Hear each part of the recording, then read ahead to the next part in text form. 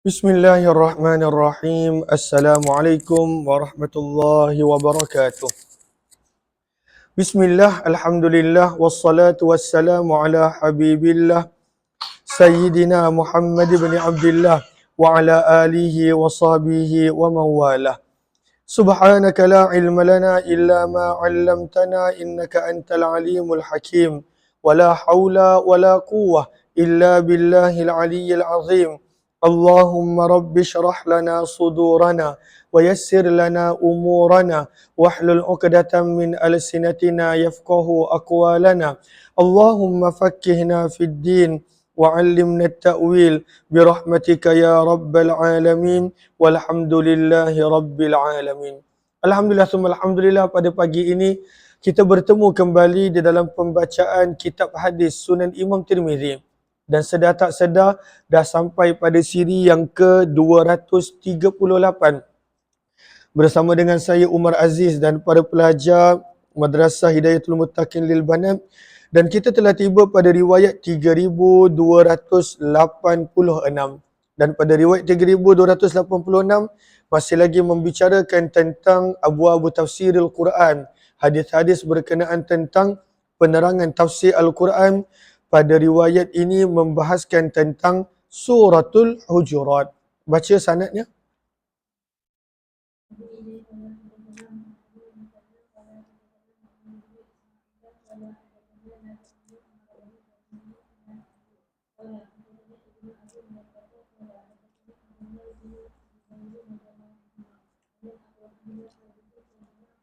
Maka riwayat ini daripada Abdullah bin Zubair radhiyallahu taala anhu.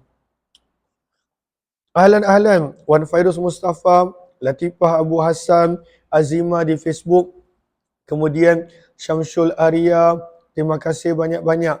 Satur Nilisa dan juga Nur Hayati Ghani. Ahlan kepada sahabat-sahabat semua. Terima kasih kepada yang beri gift. Allah balas dengan sebaik-baik kebaikan. Maka hadis ini berkenaan tentang Suratul Hujurat ayat yang kedua. Yang mana kisah ini berkenaan tentang Abu Bakar dan Umar. Ketika mana ada salah seorang pemimpin Arab yang terkenal bernama Aqra' bin Habis datang. Maka Abu Bakar mencadangkan kepada Nabi, wahai Rasulullah, lantiklah dia sebagai amil, bagi dia jawatan, lantik dia sebagai ketua. Sementara Umar bin Khattab radhiyallahu taala anhu mengatakan sebaliknya, jangan melantiknya. Namun dalam riwayat yang lain pada waktu itu menyebut berbeza. Umar bin Khattab kata lantik, Abu Bakar yang kata jangan. Sedang pada waktu itu mereka bukan bertengkar, pada waktu itu mencadangkan cadangan masing-masing. Maka Umar bin Khattab radhiyallahu taala anhu telah meninggikan suara. Maka turunlah ayat ini yang mana Allah tegur pada ayat yang kedua Suratul Hujurat, jangan kamu meninggikan suara melebihi suara Nabi. Maka semenjak daripada itu, kata perawi, Umar bin Khattab kalau bercakap dengan Nabi, dia akan bercakap begitu perlahan sehingga Nabi SAW perlu bertanya, apa yang dia sedang cakap kerana tidak dengar. Maka inilah ayat yang kedua Suratul Hujurat. Daripada Abdullah bin Zubair radhiyallahu taala anhuma, yang merupakan anak kepada Asma, kakak Aisyah, dan juga Zubair yang merupakan sepupu Nabi. Sesungguhnya Aqra' bin Habis telah datang kepada Nabi SAW. Maka pada waktu itu Abu Bakar berkata, ya Rasulullah, wahai utusan Allah, istamilhu ala qaumih, lantiklah Aqra' sebagai ketua, berilah dia jawatan ala qaumih, ke atas kaumnya. Sementara Umar bin Khattab pula berkata, la tastamilhu, wahai Rasulullah, jangan lantik dia sebagai amil, jangan lantik dia sebagai ketua, jangan beri jawatan kepadanya.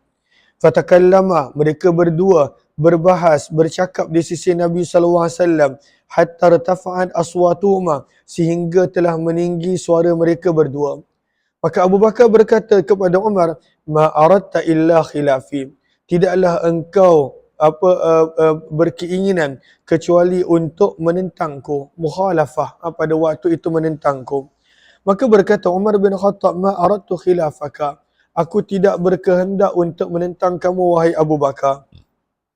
Berkata perawi Abdullah bin Zubair, fanazalat hadhil ayah, Maka turunlah ayat yang kedua daripada suratul Hujurat menegur mereka berdua, yang mana Allah berfirman, Ya ayyuhalladzina amanu, wahai orang-orang yang beriman, la tarfa'u, janganlah kamu meninggikan, mengangkat suara-suara kamu fauqa sautin Nabi, melebihi suara Nabi. Jangan cakap lebih kuat daripada Nabi, suara yang lebih tinggi daripada suara Nabi. Qal, berkata perawi, Kana Umar, dan adalah Umar bin Khattab selepas daripada turunnya ayat ini, Iza takallama inda Nabi, apabila dia bercakap di sisi Nabi, lam yasma' kalamah, tak boleh dengar apa yang dia cakap, punya rendah. Sebab pada waktu itu dia tak nak suara dia melebihi suara Nabi, kerana Allah telah menegurnya dalam suratul Hujurat ayat yang kedua tadi. Hatta yastafhimah, sehingga baginda perlu bertanya kepadanya, apa yang kamu cakap tadi? Apa yang kamu sebutkan tadi? Qal, berkata perawi Abdullah bin Zubair, berkata perawi, wa ma dzakara ibn Zubair jaddah, dan Abdullah bin Zubair tidak menyebut tentang atuknya, apakah sikap dan sifatnya, siapakah atuknya? Abu Bakar radhiyallahu anhu. Kerana Abdullah bin Zubair adalah anak kepada Asma. Asma pula adalah anak kepada Abu Bakar radhiyallahu anhu. Baca hadza hadisun.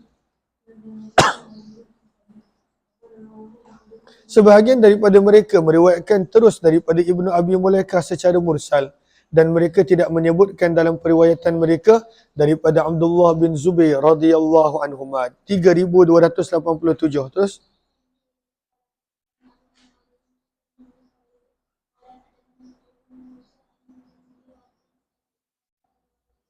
daripada Bara' bin Azib radhiyallahu anhu berkenaan tentang firman Allah, ayat yang keempat suratul Hujurat, Innallazina yunadunaka, sesungguhnya orang-orang yang memanggilmu wahai Muhammad, wahai Rasulullah, min wara'il hijab, min wara'il hujurat, daripada luar bilik.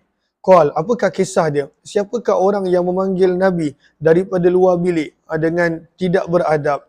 Nabi SAW berada dalam bilik sedang berehat. Pada waktu itu dia panggil, Muhammad, keluar, keluar, Muhammad, wahai keluar. Siapakah mereka? Maka berkata perawi, Qama rajulun, seorang lelaki telah berdiri dan berkata, Ya Rasulullah, wahai utusan Allah. Pada waktu itu dia berbangga dengan dirinya. Dia berkata, Inna hamdi zainun, sesungguhnya pujianku adalah pada waktu itu umpama perhiasan.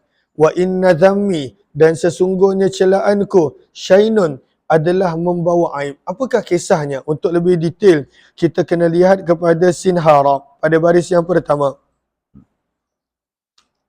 Qala Qatadah, maka perawi yang bernama Qatadah, maka Qatadah berkata, ayat ini telah turun berkenaan tentang beberapa orang Arab Badui, Bani Tamim.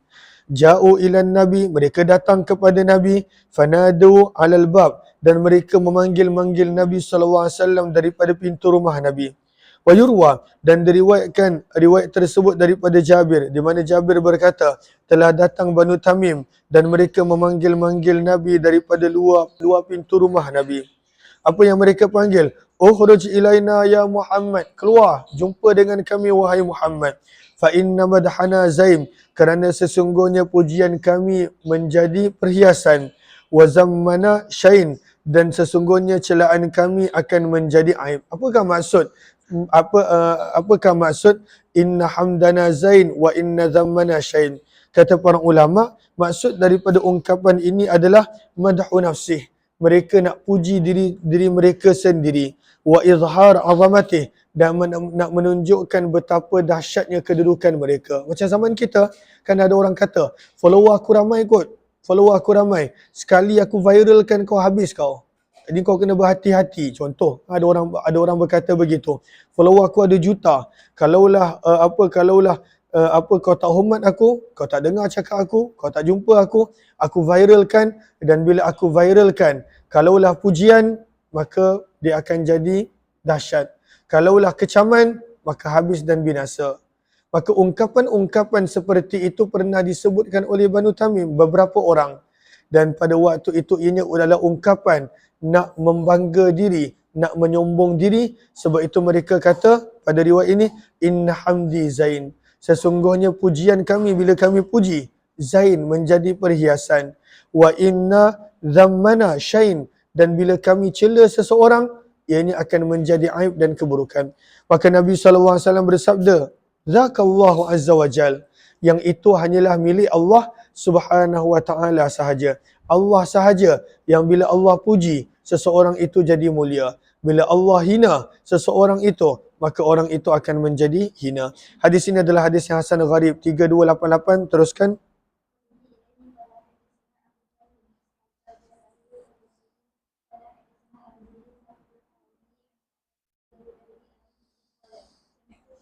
Maka Sya'bi telah meriwayatkan daripada Abu Jabirah ibn al-Dhahak radhiyallahu anhu. Kata Abu Jabirah ibn al-Dhahak, kana rajulu minna, adalah sebahagian lelaki daripada kami. Yakuna lahul isman, dia mempunyai dua nama. Wasalasah, dan kadang-kala tiga nama. Orang dulu zaman jahiliyah, mereka ada beberapa nama. Ada nama betul, ada gelaran, ada kunyah dan sebagainya. Fayud'a, maka dipanggil biba'diha, dengan sebahagian mereka dengan nama, fa'asa, yang kadangkala an yakrah, dia tak suka. Nama tu memang panggilan dia, tapi dia tak suka panggilan tersebut. Maka turunlah ayat yang ke-11 daripada suratul Hujurat, di mana Allah berfirman, wala tanabazu bil alqab, dan janganlah kamu memanggil di antara kamu bil alqab, dengan gelaran dalam kurungan yang buruk. Jangan panggil antara kamu dengan gelaran yang buruk, kerana itu tak disukai oleh Allah Subhanahu wa Ta'ala. Hadis ini adalah hadis yang hasan. Terus wabillahi qala hadatsana. Ahlan izan wa hawari Nyonya Yusuf Azima. Terima kasih kepada yang kelihatan di ruang komen. Terima kasih banyak-banyak. Ramadan Majid dan juga Saturn Lisa serta sahabat-sahabat yang terima kasih banyak-banyak. Terus baca.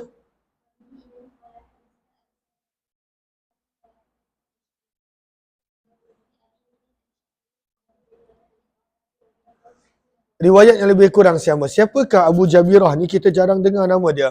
Maka kata Imam Tirmizi, Abu Jabirah bin Dhahak, beliau adalah saudara adik-beradik dengan Thabit bin Dhahak Al-Ansari radhiyallahu anhu. Thabit bin Dhahak dan adik-beradiknya adalah Abu Jabirah bin Dhahak. 3289. Teruskan.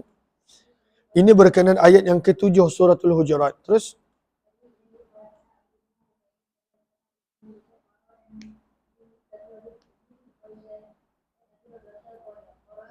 Maka Abu Sa'id dibaca ayat yang ke-7 ini, mana ayat ini memberi teguran kepada para sahabat. Kalaulah mereka menjadikan Nabi asyik mendengar pandangan mereka, kata-kata mereka, la'anittum, nescaya mereka akan binasa. Boleh binasa. Sebab manusia yang kena dengar cakap Nabi, Nabi beroleh wahyu, in huwa illa wahyu yuha. Kalaulah expect nak Nabi yang mendengar cakap, maka binasa. Maka sebab itu apa kata perawi, kalaulah para sahabat yang merupakan sebaik-baik umat, mereka boleh binasa apabila Nabi SAW mendengar mereka, maka bagaimana pula umat yang kemudian yang bukanlah sebaik-baik umat, dan pada waktu itu kita tak nak dengar ucapan Nabi, kita nak seolah-olah Nabi yang dengar pandangan kita dan kata-kata kita. Pastilah kita lagi teruk akan binasa. Terus, maka dalam riwayat ini daripada Abu Sa'id Al-Khudri, beliau telah membaca ayat yang ke-7 daripada suratul Hujurat, di mana firman Allah, wa'lamu, ketahuilah, anna fikum Rasulullah, bahawa sesungguhnya di kalangan kamu adanya Nabi SAW. Maka janganlah pada waktu itu kamu melampaui batas pada waktu itu menyuruh Nabi mendengar pandangan kamu. Maka firman Allah, lau yuti'ukum, kalaulah baginda Nabi menurut kehendak kamu, fi kathirin minal amar, pada kebanyakan perkara, la'anittum, pasti kamu akan binasa. Lihat kepada la'anittum sinhara, ai pada waktu itu huliktum, kamu akan menjadi binasa. Maka berkata Abu Sa'id, hadza nabiyyukum, ini adalah nabi kamu yang diberikan wahyu kepadanya. Wa khiyaru a'immatikum, dan ini adalah para sahabat yang merupakan golongan yang terbaik yang pernah memimpin kamu, menjadi pimpinan dan menjadi ikutan kamu. Lau ata'ahum, kalaulah Nabi SAW mentaati kebanyakan para sahabat daripada kebanyakan urusan, la'anitu, itu pun boleh menjadi sebab mereka binasa, fakaifa bikumul yaum, bagaimana pula kamu? Kalaulah kamu expect Nabi yang kena ikut kamu, agama yang kena ikut kamu, pastilah kamu lagi-lagi binasa. Hadis ini baca hadza hadisun.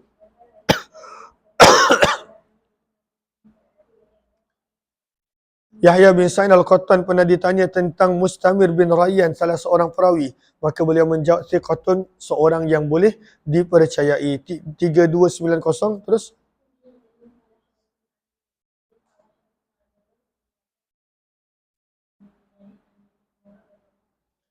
Maka riwayat ini berkenaan tentang ayat yang ke-13 daripada suratul Hujurat, di mana Allah Subhanahu wa taala menyebut tentang kepelbagaian qabilah, kepelbagaian bangsa, yang mana Allah jadikan itu semua adalah untuk saling menghargai, saling mengenali, dan bukan untuk menunjukkan siapa mulia siapa yang hina, kerana kemuliaan yang sebenar di sisi Allah adalah takwa. Terus 3290, wabila qala apa, dah baca dah tadi kan sanad. Daripada Abdullah bin Umar radhiyallahu taala anhu, sesungguhnya Nabi sallallahu alaihi wasallam khataban nas, telah berkhutbah sewaktu pembukaan kota Mekah. Dan bilakah pembukaan kota Mekah? Pada bulan Ramadan tahun yang ke-8 Hijrah. Ada yang menyebut pada 17 Ramadan. Maka sabda Nabi, ya ayuhan nas, wahai manusia. Ada yang menyebut pada 20 Ramadan. Maka sabda Nabi, wahai manusia, innallaha qad azhaba ankum, sesungguhnya Allah telah menarik daripada kamu ubayyatal jahiliyah, kebanggaan jahiliyah. Dah tak ada dah kebanggaan jahiliyah di Mekah. Setelah diambil oleh Nabi dan umat Islam.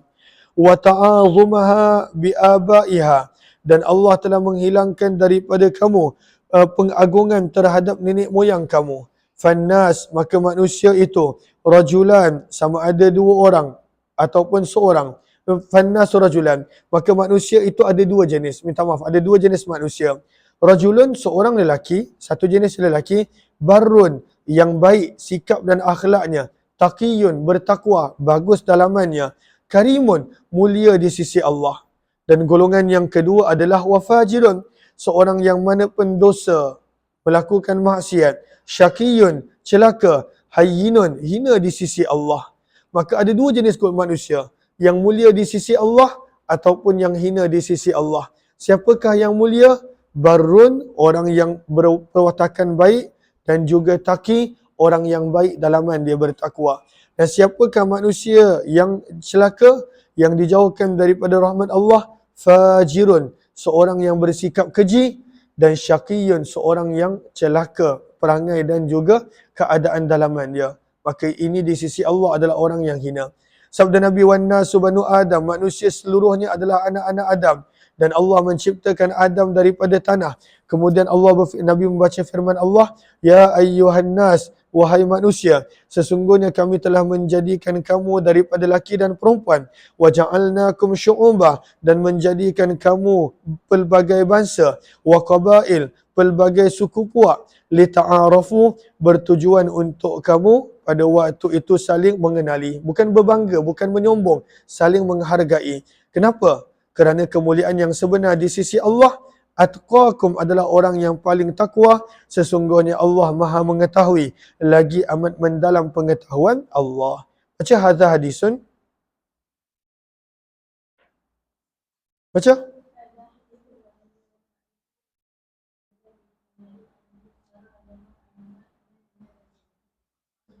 Abdullah bin Ja'far yudha'af, kata Imam Tirmizi, didhaifkan dalam periwayatan hadis. Antara yang mendhaifkan Abdullah bin Ja'far adalah Yahya bin Ma'in, dan lebih daripada seorang. Dan beliau adalah ayah kepada Ali ibnul Madini. Abdullah bin Ja'far adalah ayah kepada Ali ibnul Madini.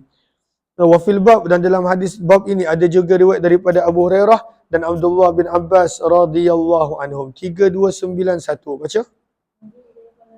Panggil Kak Safi sekejap seorang. Terus baca.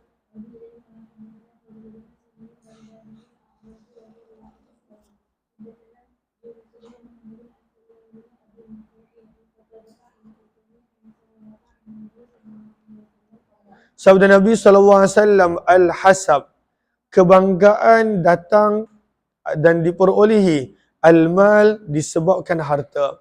Selalunya manusia bila ada harta, datang kebanggaan. Datang pada waktu itu hasab. Dan manusia pun begitu. Manusia bila nampak orang ada harta, maka pada waktu itu dia layan dan hormat berbeza. Namun kemuliaan sebenar datang daripada mana? Sabda Nabi, wal karam, kemuliaan yang sebenar datangnya daripada at-taqwa, datangnya daripada takwa.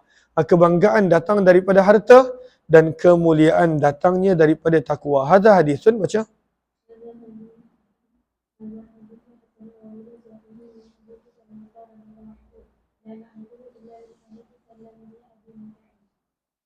Terus dia surah yang baru, surah Qaf 3292.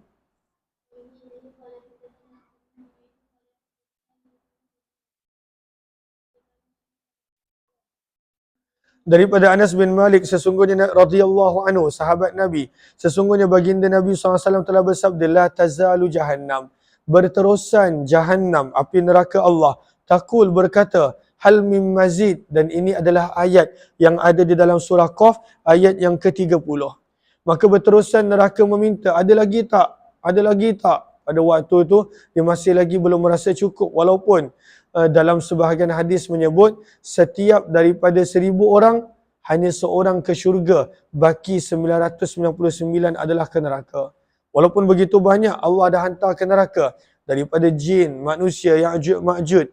Maka pada waktu itu neraka berterusan bertanya, hal mim mazid, ada tak lagi, ada tak lagi, ada tak lagi. Terus hatta yadha fiha, sehinggalah Allah menetapkan. Yadha terjemahan biasa menjatuhkan, tapi di sini bermaksud Allah menetapkan. Fiha, pada neraka, Rabbul Izzah, Tuhan yang mulia, qadamahu, pada waktu itu perintahnya.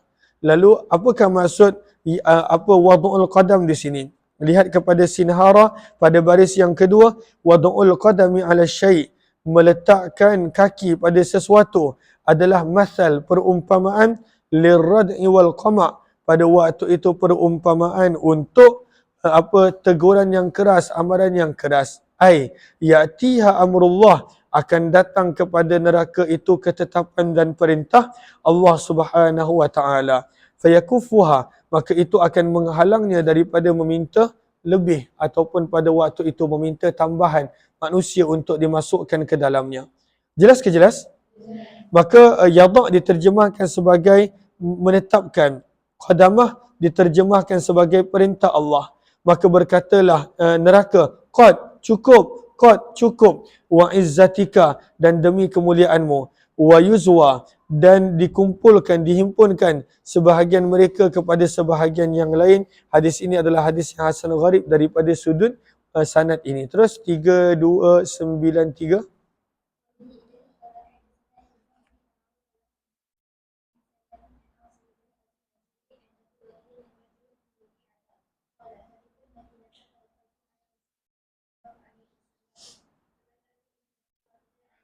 Maka ini berkenaan tentang seorang perawi yang bernama Haris bin Yazid. Tulis, Rajul min Rabi'ah, namanya adalah Haris bin Yazid. Nanti hadis berikut kita baca tentang keislaman dia. Imam Nawawi bawa kisah tentang dia pada hadis yang berikut. Namanya adalah Haris bin Yazid Al-Bakri radhiyallahu anhu. Maka beliau berkata, aku telah qadimtul Madinah, aku tiba ke Madinah. Fadakhaltu ala Rasulillah, aku pun masuk berjumpa dengan Nabi.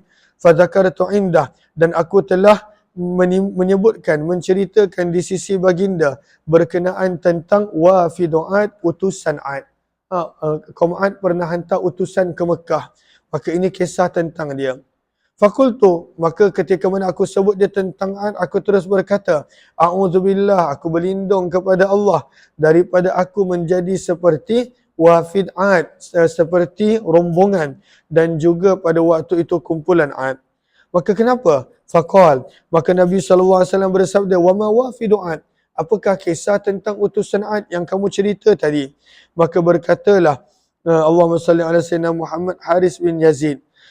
Fakultu, maka aku berkata, alal khabiri saqatta, engkau telah bertanya kepada orang yang tepat. Engkau tuan telah berjumpa dengan orang yang tepat. Alal khabir, khabir bermaksud al-arif. Saqatta bermaksud ay sadafta, engkau kebetulan telah bertemu dengan orang yang tepat. Kata Haris bin Yazid. Allahumma salli ala sayyidina Muhammad. Fakultu, maka aku berkata, inna adan, sesungguhnya ad, lamma ukhitat, apabila telah berlakunya kemarau, maka mereka telah hantar satu rombongan. Qailan bermaksud wafidan.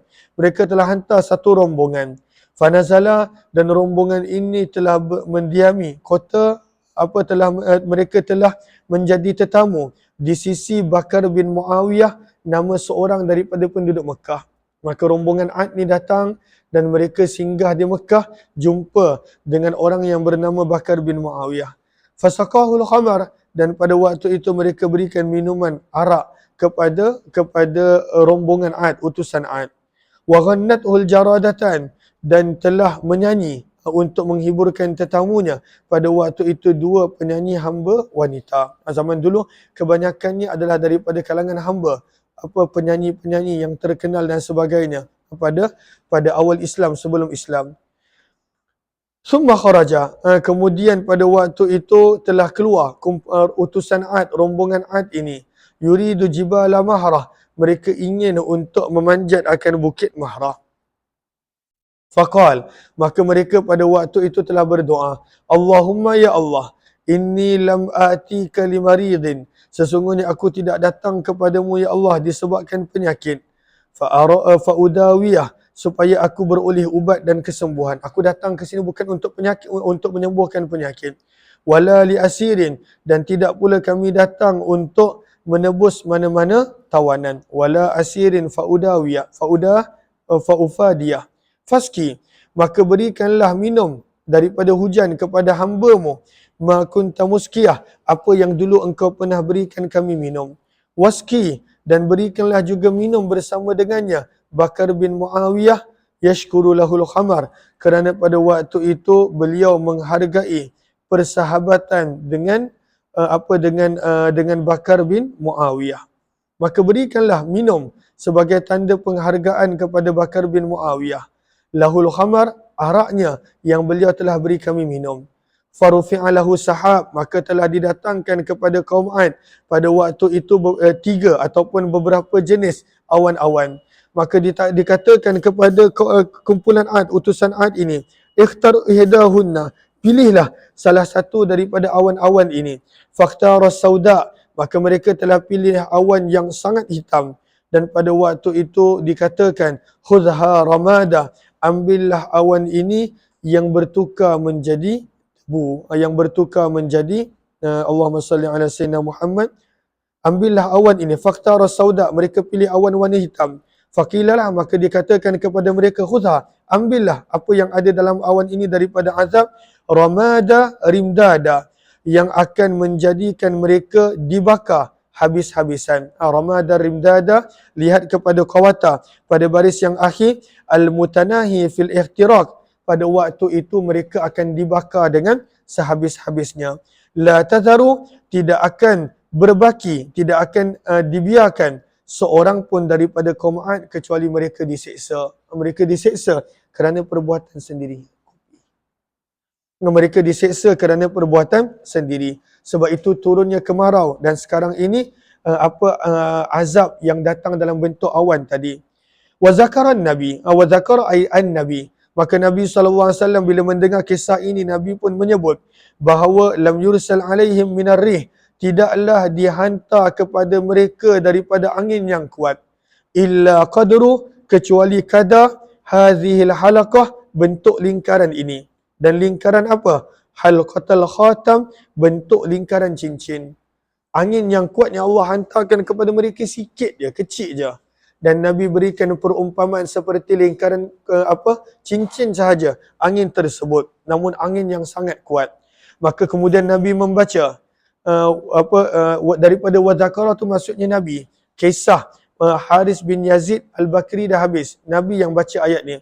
Maka Nabi pun membaca, idza arsalna alaihim, ingatlah ketika mana kami menghantarkan ke atas mereka ar-rih, angin ribut, al-aqim, yang tidak mengandungi sebarang kebaikan, allati la khaira fiha, langsung tak ada kebaikan pada angin ini. Kenapa? Sebab ini adalah angin azab. Kemudian Nabi SAW membaca ayat berikut, ini ayat yang ke-41. Nabi membaca ayat yang ke-42, ma tadharu, angin itu tidak meninggalkan min syai'in, sesuatu pun, atat yang ia datang dan rempuh, alaihi, ke atasnya, illa ja'alathu karramim, kecuali angin itu akan menjadikan semua benda hancur seperti debu, binasa. Semua yang angin tu sentuh dan sampai akan menjadi karramim, hancur seperti debu, firman Allah. Jelas ke jelas? Baca waqad rawah.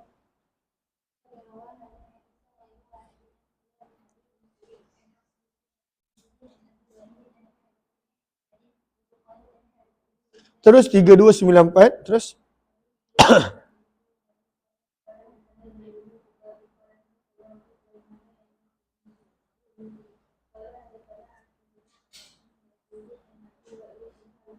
ini dia nama sahabat tu, Haris bin Yazid Al-Bakri. Dibawakan hadis ini untuk menerangkan siapakah sahabat pada hadis yang lalu. Siapa nama dia? Sebab pada hadis yang lalu sekadar disebut rajul, seorang lelaki, min Rabi'ah, daripada kabilah Rabi'ah. Lalu siapa nama dia? Haris bin Yazid Al-Bakri radhiyallahu anhu. Kita jarang dengar namanya. Terus maka beliau berkata, qadimtul Madinah, aku telah datang ke Madinah, fadakhaltul masjid, maka aku pun telah memasuki masjid, fa idza huwa, maka adalah masjid, huwa di situ bermaksud masjid, adalah masjid pada waktu itu, ghasum bin nas, penuh dengan sepenuh-penuhnya dengan manusia.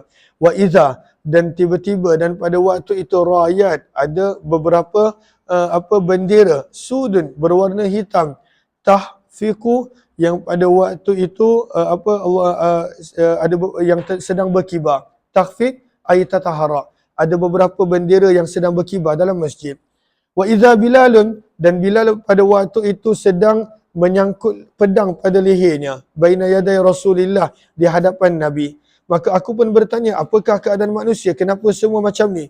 Mereka menjawab, yuridu, baginda Nabi SAW ingin untuk mengutuskan Amr bin As wajahan, ke satu penjuru, ke satu sudut. Fadzakaral hadis, maka telah disebutkan hadis dengan panjang lebar, lebih kurang hadis Sufyan bin Uyainah dengan riwayat secara makna. Wa yuqal, dan dikatakan nama beliau adalah Haris bin Hassan radhiyallahu anhu. Surah Tur, surah yang seterusnya 3295. Terus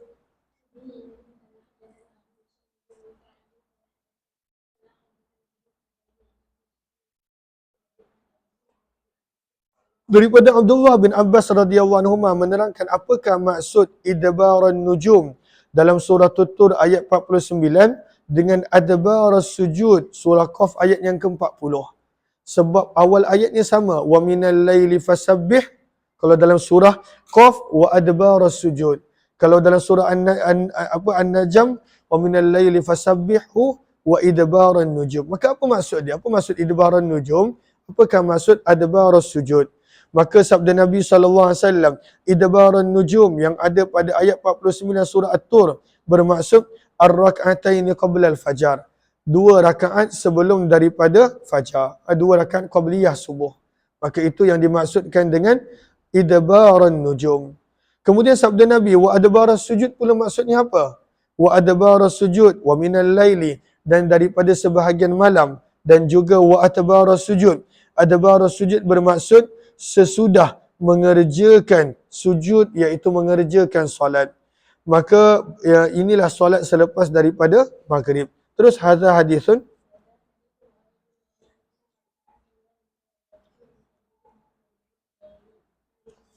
Sekarang ni diceritakan tentang 2 orang adik-beradik.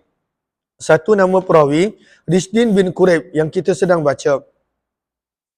Dan seorang lagi adalah Muhammad bin Quraib.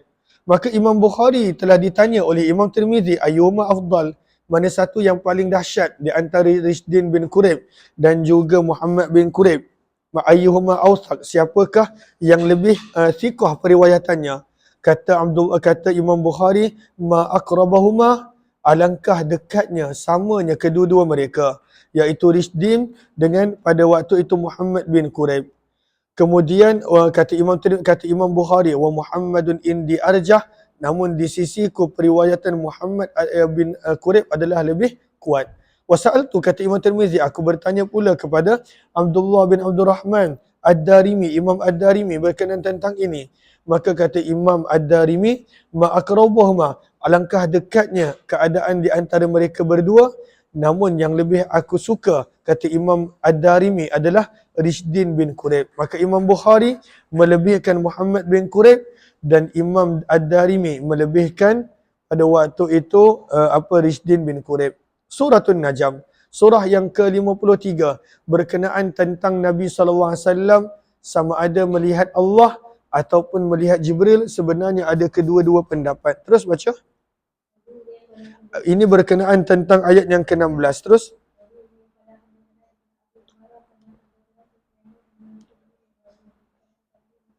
Sekejap nak ambil ni sekejap. Sekejap 3 minit insya-Allah.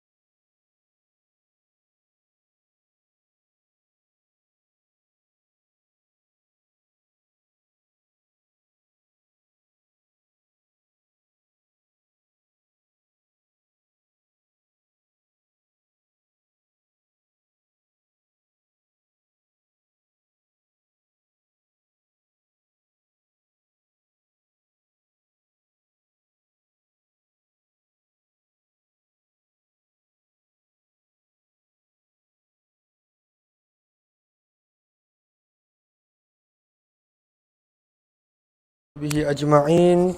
Kita telah tiba pada surah yang baru, Suratul Najm. Maka dalam Suratul Najm, dah baca dah sanad dia belum? Baca sanad dia 3296.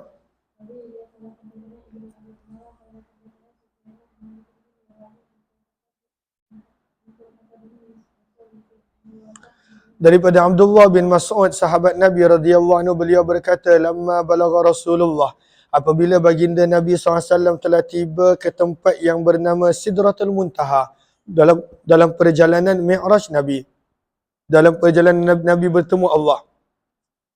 Lihat kepada sinhara, apakah maksud Sidratul Muntaha? Kata para ulama, hiya syajarah. Sidratul Muntaha ini sebenarnya adalah sebatang pokok yang sangat besar. Fi aqsal jannah, ianya berada pada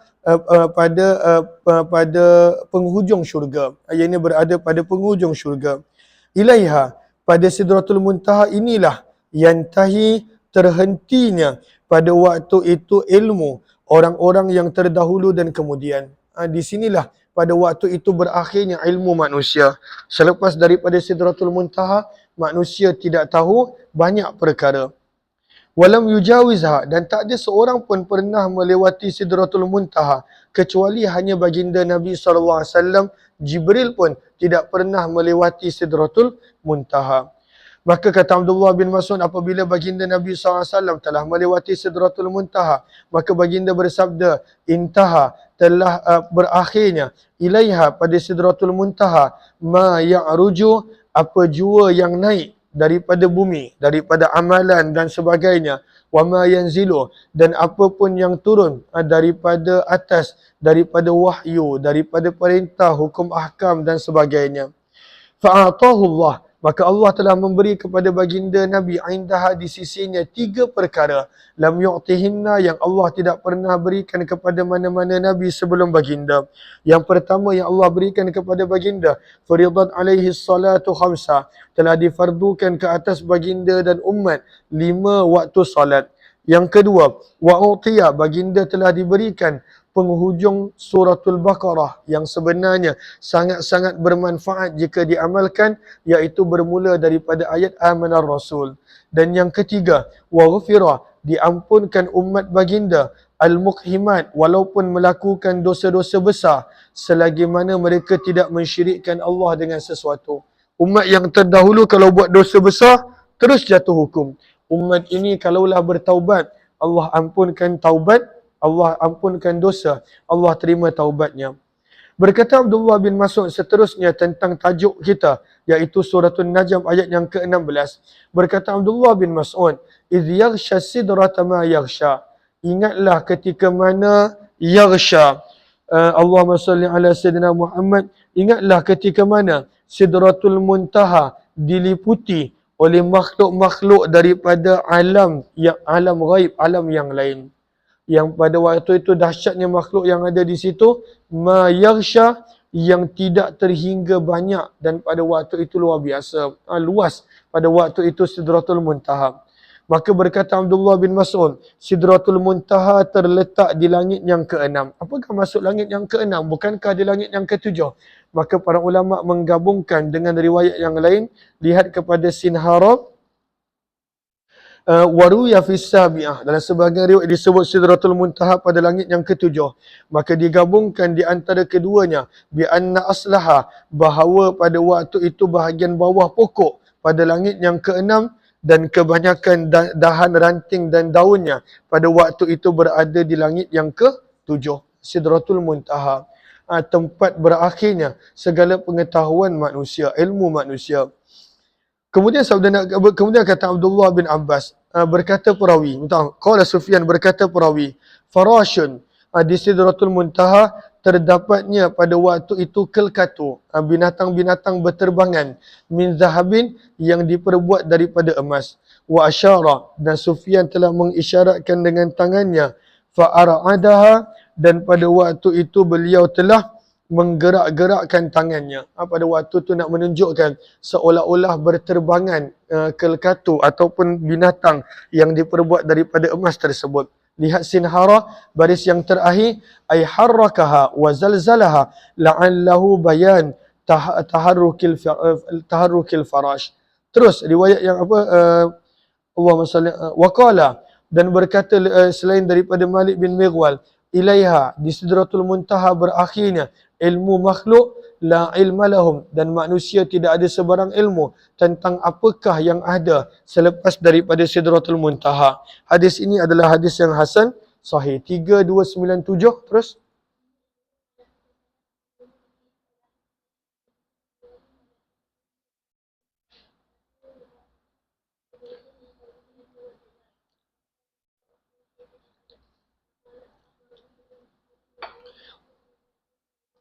Allahumma salli ala Muhammad wa ala alihi washabihi ajma'in.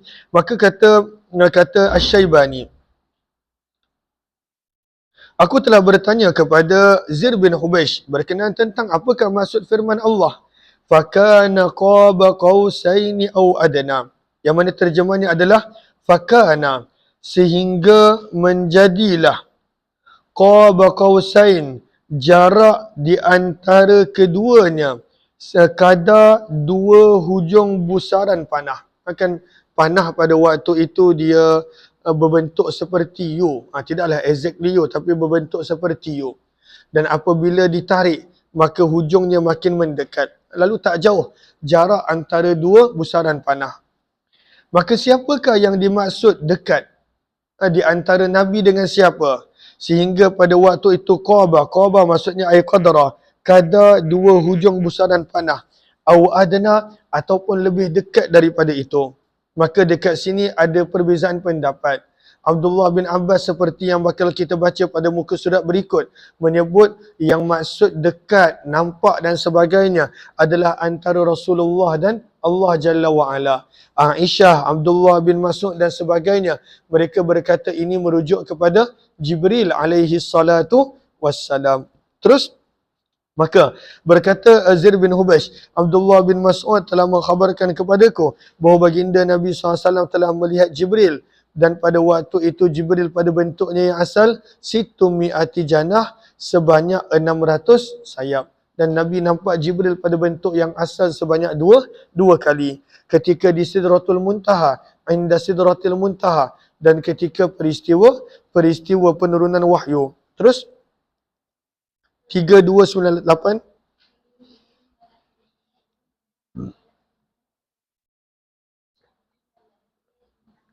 Ini kisah Abdullah bin Abbas.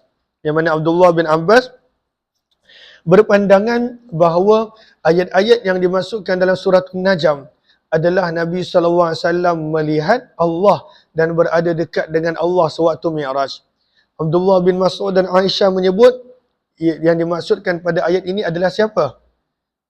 Adalah siapa? Kata Abdullah bin Mas'ud dengan Aisyah. Jibril alaihi salatu wassalam.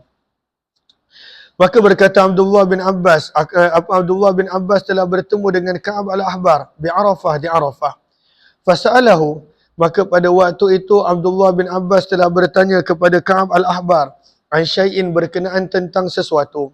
Fakabbara, maka telah bertakbir dengan kuat Ka'ab al-Ahbar hatta jawabatul jibal, sehingga menyahut pada waktu itu bukit bukau, disebabkan as-sada, disebabkan gema. Disebabkan gema, bukit bukau saling sahut menyahut takbir tersebut. Berkata Abdullah bin Abbas, sesungguhnya kami Banu Hashim, inna Banu Hashim, sesungguhnya kami adalah Banu Hashim. Maka berkata Ka'ab al-Ahbar, innallaha, sesungguhnya Allah telah membahagikan ru'yatahu, peluang untuk melihat Allah, wa kallamahu, dan peluang untuk berbicara dengan Allah di antara Nabi Muhammad dan Nabi Musa. Fakallama Musa marratain, maka Nabi Musa telah berbicara dengan Allah sebanyak 2 kali. Wa ra'a Muhammadan marratain, dan baginda Nabi SAW telah melihat Allah sebanyak 2 kali. Kata Ka'ab al-Ahbar. Maka berkata Masruq perawi, aku telah masuk bertemu dengan Ummul Mukminin Aisyah. Aku berkata kepada Aisyah, hal ra'a Muhammadan rabbah, adakah benar Muhammad Nabi SAW telah melihat Allah? Maka berkata, di akhirat pasti akan melihat. Itu dalilnya jelas. Tapi sewaktu hidup di dunia. Maka berkata Aisyah, laqad takallamta bi syai'in, demi sesungguhnya kamu telah bercakap tentang sesuatu. Qaffalahu sya'ri, telah berdiri tegak mendengarnya rambutku. Rambutku bila mendengar dia pun pada waktu itu takut dan risau. Qultu, maka kata Masruq, aku berkata, tunggu sebentar, Ruwaida, amhilni, tunggu sebentar. Maka Masruq telah membaca ayat, laqad ra'a min ayati rabbihil kubra, ayat yang ke-18. Demi sesungguhnya baginda Nabi SAW telah melihat daripada tanda-tanda Tuhannya yang besar. Faqalat, maka kata Aisyah, aina yuzhibu bik, kemana ayat ini membawa kamu? Innama huwa Jibril, yang dimaksudkan yang Nabi melihat sebenarnya adalah melihat Jibril, bukannya melihat Allah, kata Aisyah. Man akhbaraka, barang siapa yang memberitahu kepada kamu beberapa perkara. Yang pertama, barang siapa memberitahu kepada kamu anna Muhammad ra'a rabbah, bahawa Muhammad telah melihat Tuhannya sewaktu masih hidup. Yang kedua, au katama syai'an mimma umira bih, ataupun menyembunyikan sesuatu daripada apa yang telah diperintahkan dengannya. Ataupun yang ketiga, au ya'lamul khamas, bahawa Nabi SAW mengetahui salah satu daripada 5 perkara yang Allah sendiri telah sebut pada penghujung surah Luqman. Innallaha, sesungguhnya hanya di sisi Allah, ilmus sa'ah, pengetahuan tentang kiamat. Wa yunazzilul ghaith, turunnya hujan. Wa ya'lamu ma fil arham, apa yang ada dalam kandungan. Wa ma tadri nafsum madza taksibu ghada, apa yang bakal berlaku esok. Wa ma tadri nafsum bi ayyi ardin tamut, dan di manakah dia akan mati dan meninggal dunia. Yang tahu kelima-lima perkara ini hanyalah Allah Subhanahu wa taala. Maka sebab itu sabda Nabi, barang siapa yang mendakwa, yang pertama Muhammad melihat Tuhannya, yang kedua pada waktu itu Muhammad ada menyuruh sesuatu daripada wahyu, ataupun yang ketiga 5 perkara yang Allah sebut hanya Allah yang tahu dalam surah Luqman ayat 34, faqad a'zamal firyah, maka dia telah berdusta besar, berbohong besar. Walakinnahu, kata Aisyah, akan tetapi baginda sebenarnya dalam ayat ini telah melihat Jibril. Lam yarahu, yang mana baginda tidak pernah melihat Jibril pada bentuk ciptaannya yang asal kecuali 2 kali. Dan Allah sebut pada ayat ini, marratan inda sidratil muntaha, sekali ketika mana berada di sidratul muntaha, wa marratan fi jiyad, dan yang kedua sewaktu baginda Nabi SAW berada di jiyad yang jaraknya lebih kurang 600 walahu, dan pada waktu itu Jibril mempunyai 600 sayap, qad saddal ufuq, yang telah memenuhi langit. Al-ufuq maksudnya adalah kaki langit. Maksudnya penuh langit dengan sayap Jibril. Lalu berapa kali Nabi melihat Jibril pada bentuk yang asal? 2 kali. Inda sidratil muntaha 1, dan yang kedua ketika mana penurunan wahyu. Ketika mana turunnya wahyu. Maka pada waktu itu Nabi telah melihat Jibril pada bentuknya yang asal. Terus waqad rawa.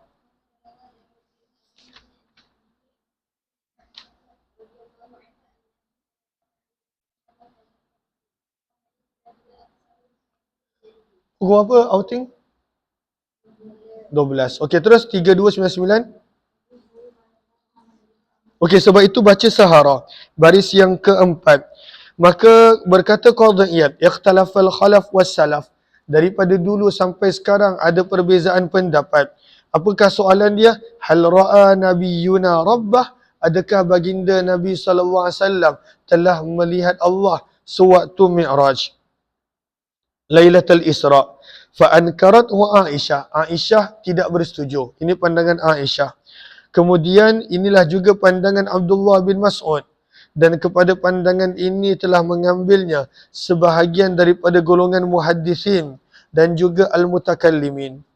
Sementara itu diriwayatkan daripada Abdullah bin Abbas bahawa sesungguhnya baginda telah melihat Allah dengan mata baginda. Dan inilah juga pandangan daripada Abu Zar, Ka'ab, Al-Hasanul Basri dan juga beberapa orang sahabat radhiyallahu taala anhum yang lain. Terus maka ada dua pandangan. Terus 3299 dah baca dah sanad dia?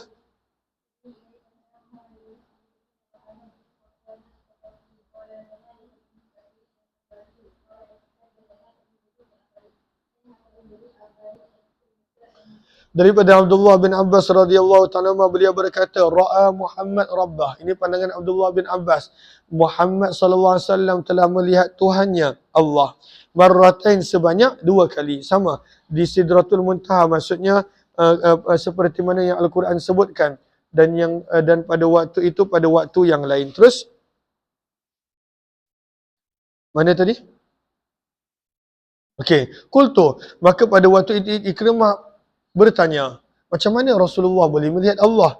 Alaihissallahu yaqul, bukankah Allah telah berfirman, la tudrikul absar, tidak boleh meliputi Allah dengan pandangan mata. Wa huwa yudrikul absar, namun Allah meliputi segala penglihatan dan juga segala penglihatan dan pandangan mata.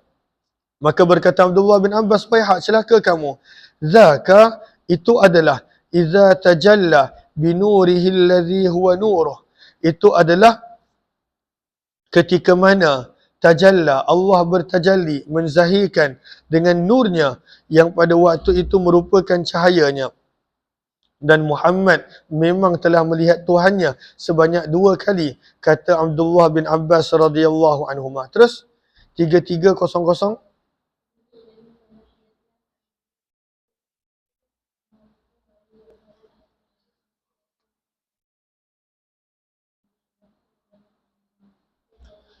Berkenaan tentang firman Allah, walaqad ra'ahu nazlatan ukhra, dan demi sesungguhnya baginda telah melihatnya pada waktu yang lain, inda sidratil muntaha, di sisi sidratul muntaha. Dalam ayat yang lain, fa auha ila 'abdihi ma auha, maka Allah telah mewahyukan kepada hamba-Nya apa yang Allah telah wahyukan.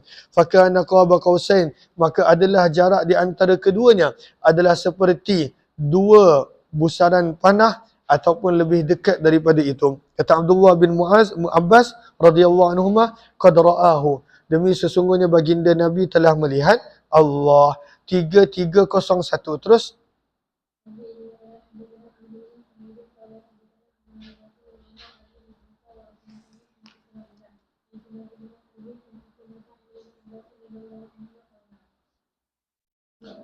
terus Maka daripada Ikrimah, daripada Abdullah bin Abbas radhiyallahu anhuma, beliau berkata, firman Allah pada ayat yang ke-11 surah An-Najm, ma kadzabal fuadu ma ra'a. Tidaklah berdusta, tidaklah mendustakan hati baginda Nabi ma ra'a, apa yang baginda Nabi telah melihat. Maka berkata Abdullah bin Abbas, ra'ahu, baginda telah melihat Allah biqalbih, dengan hati baginda sallallahu alaihi wasallam. Maka bagaimana boleh melihat dengan hati? Maka kata para ulama, ra'a pada sahara baris yang kedua daripada bawah, ra'a biqalbihi ru'yatan sahihah. Baginda betul-betul melihat melalui hati. Bi anna Allah ja'ala basarah, dengan Allah menjadikan hati baginda boleh melihat, dan pada waktu itu mendapat dan beroleh ketenangan. Terus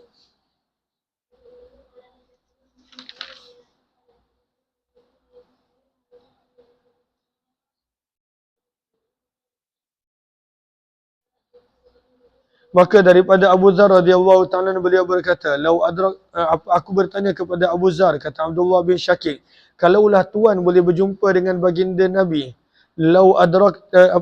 qultu li Abi Zar, minta maaf, aku berkata kepada Abu Zar iaitu Abdullah bin Syakir, lau adraktun Nabi, kalaulah aku boleh berjumpa dengan baginda Nabi, aku nak tanya baginda satu soalan. Maka Abu Dhar bertanya, amma kunta tas'aluh, apakah soalan yang kamu nak tanyanya? Nak tanya kepada baginda, kalaulah dapat bertemu. Tapi pada waktu tu baginda telah wafat. Maka berkata Abdullah bin Syakir, as'aluh, aku nak bertanya kepada baginda, adakah baginda pernah melihat Allah? Maka berkata Abu Zar, qad sa'altu, aku telah bertanya kepada baginda. Maka baginda menjawab, nurun, ianya adalah cahaya. Anna arah, bagaimana aku dapat melihat cahaya. Maka apakah maksud nurun anna arah? Lihat kepada sinhara baris yang pertama. Maka yang dimaksudkan dengan nur ai hijabuhu nur, pada waktu itu hijab di antara pandangan manusia untuk melihat Allah adalah daripada cahaya-cahaya. Fakaifa arah, maka bagaimana nak melihat? Ai an-nur mana'ani, kerana cahaya-cahaya menghalangku daripada dapat melihat. Pada waktu itu tak dapat melihat kerana ada banyaknya cahaya. Terus 3303.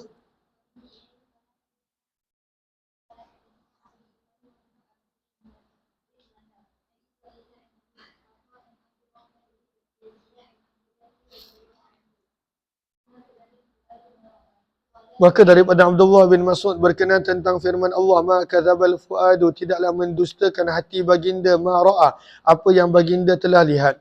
Qal, berkata, ra'a, baginda Nabi SAW telah melihat Jibril fi hullatin, memakai set pakaian, min rafraf, daripada sutera yang indah. Lihat kepada sinhara baris yang ketiga, fil asal ma kana minad dibaj wa ghairih, yang mana ianya adalah sutera yang indah, yang cantik.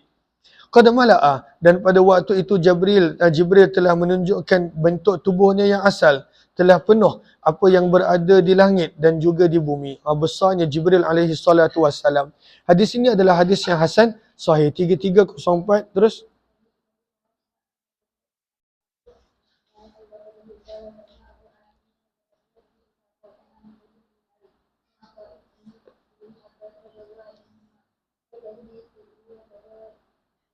maka firman Allah Subhanahu wa taala pada ayat yang ke-32 surah An-Najm, allazina yajtanibuna